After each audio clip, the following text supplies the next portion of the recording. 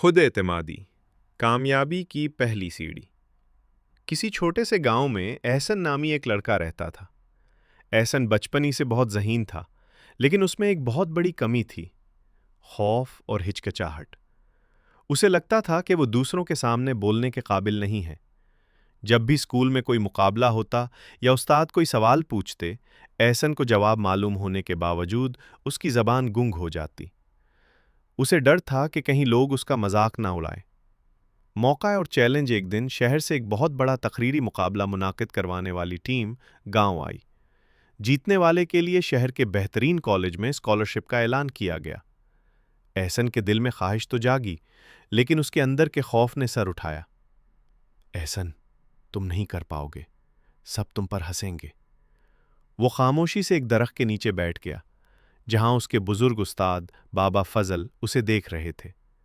उन्होंने एहसन के पास आकर कहा, बेटा, याद रखना, मैदान में हारा हुआ इंसान फिर से जीत सकता है, लेकिन मन का हारा हुआ इंसान कभी नहीं जीत सकता। तुम्हारी असल जंग लोगों से नहीं, तुम्हारे अपने खौफ से है। तब्दीली का सफ़र। बाबा फजल की बातों ने एहसन के अंदर एक चिंगारी पैदा कर दी। उसने अपना नाम मुकाबले के लिए लिखवा दिया। अगले एक हफ्ते तक एहसन ने एक अजीब मश्क शुरू की। वो रोज़ाना सुबह सवेरे उठकर आईने के सामने खड़ा होता और अपनी आंखों में आंखें डालकर कहता, मैं कर सकता हूं, क्योंकि खुदा ने मुझे बेहतरीन बनाया है। पहले दिन उसे खुद पर हंसी आई, दूसरे दिन थोड़ी संजीदगी आई, और तीसरे दिन उसे महसूस हुआ कि उसकी आवाज़ में दम आ रहा है। उसने अपनी तकरीर को पहाड़ों और दरख्तों के सामने ऊंची आवाज़ में दोहराना शुरू कर दिया। मुकाबले का दिन कॉलोनी के हाल में सैकड़ों लोग मौजूद थे। जब एहसन का नाम पुकारा गया तो उसके पैर लरजने लगे। स्टेज पर चढ़ते हुए उसे लगा जैसे पूरा हाल उसे घूर रहा है। माइक के सामने खड़े होकर वो चंद सेकंड के लिए खामोश रहा। हॉल में सरगोशियां शुरू हो गईं।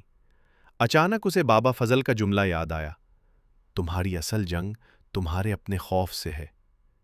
एहसन ने लंबी सांस ली, आंखें बंद की और खुद को याद दिलाया कि वो यहां किसी को मुतासिर करने नहीं, बल्कि खुद को साबित करने आया है। जब उसने बोलना शुरू किया तो उसके अल्फाज में ऐसी काट और आवाज़ में ऐसा यकीन था कि पूरा हॉल सहरज़दा हो गया। उसकी खुद एतमादी ने उसके लफ्ज़ों को पर लगा दिए थे। नतीजा, जब एहसन ने अपनी तकरीर ख़त्म की तो खामोशी का एक लम्हा गुजरा और फिर पूरा हाल तालियों की गूंज से लरज़ उठा। एहसन ने न सिर्फ वो मुकाबला जीता, बल्कि अपनी ज़िंदगी की सबसे बड़ी जंग भी जीत ली। हासिल कलाम, इस कहानी से हमें ये सबक मिलता है कि खुद एतमादी वो जादुई कुंजी है जो कामयाबी के बंद दरवाजे खोल देती है। याद रखें, दुनिया आपको वैसा ही देखेगी जैसा आप खुद को देखते हैं। काबिलियत होना एक बात है, लेकिन अपनी काबिलियत पर यकीन रखना ही असल कामयाबी है। अगर आप खुद पर यकीन रखते हैं तो आधी जंग आप पहले ही जीत चुके हैं।